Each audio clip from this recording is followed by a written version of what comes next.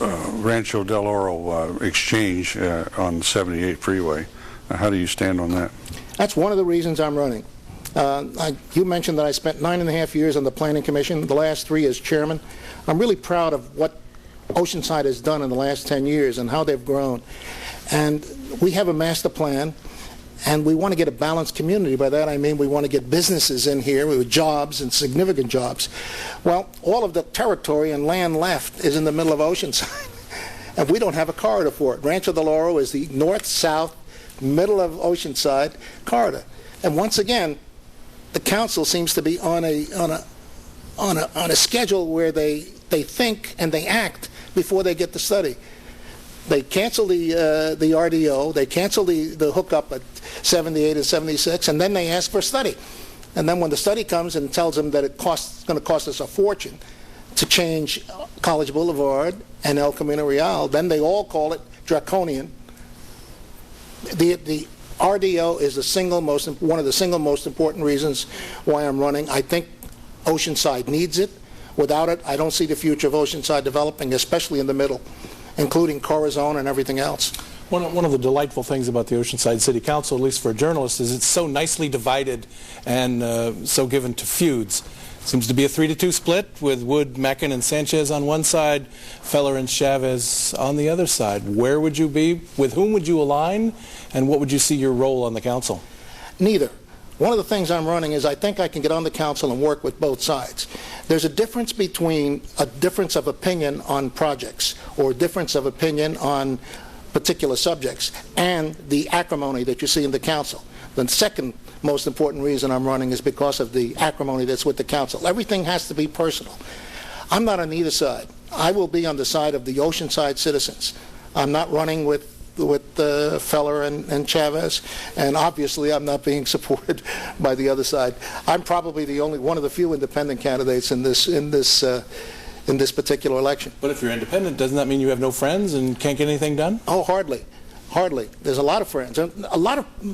I do a little bit of walking anyway. I don't do as much as some of my others because I have a bad back.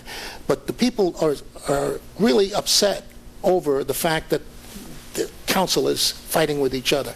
I think there's a lot of friends. You can be friends and still disagree. We did it for 9.5 years on the Planning Commission, and we had some knockout dragouts. But yet, when it was all over, we worked out. There isn't a body in our government that doesn't work together. Look at even the Congress. They're calling each other names on the floor, and then at 5 o'clock they go to happy hour at one of the hotels. Friends is not a reason why you want to run for city council. There was we bonded the city to pay the obligations of the employee pension obligation. What do you think that's a prudent way of handling that? Well, the city has been kind of lucky because they belong to PERS, so we are not going to be in the terrible negative reaction down the road 5-10 years from now that San Diego is in. So we're lucky there. I think that any councilman has to look at the facts when you're voting for raises and when you're voting for pensions, and keep in mind the finances. One of the things that I'm a bit concerned about is the overall financing, not only the pensions, but the overall financing of Oceanside. 5-10 years down the road, if we continue going where we are now, I think we're going to have a disaster. We're going to fall apart.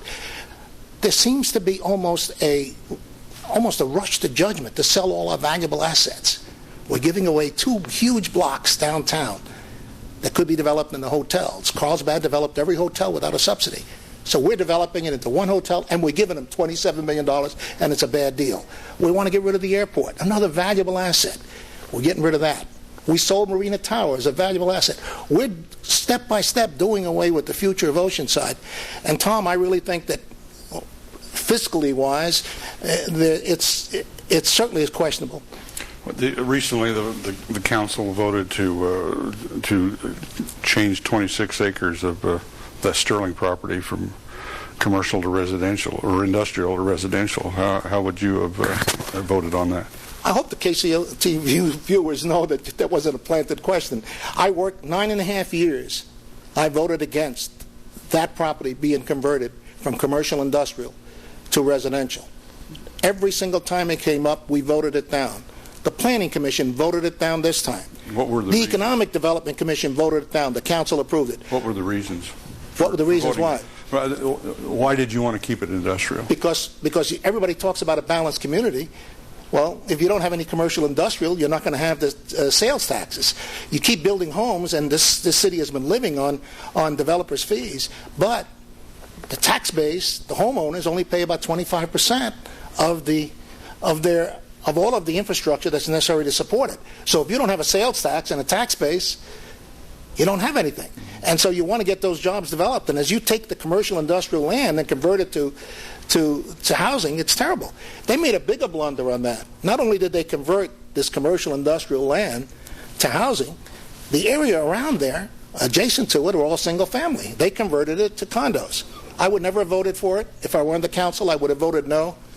I was 100% against it. I think it's a bad mistake. Let's talk about another kind of housing. Sure. Mobile home parks for seniors. Mm-hmm. Many of them complaining that the rents are going up and up. Should the city jump in and buy some of the parks or do something to stabilize the rent for the seniors? Well, I think the city has done that already. We own one park. We own Laguna Vista. We do have rent control for the seniors. I think that part of the problem of government with senior housing and the housing here, part of the problem is caused by government. I think government has a role in taking care of the seniors. I don't know whether we should be buying the mobile home parks, because by and large I believe in the system. And I don't think that the city ought to be running a whole bunch of parks. But I do think that we have to take some protective actions to protect the seniors. Right now they're protected. I don't know why. I guess I'm a little paranoid.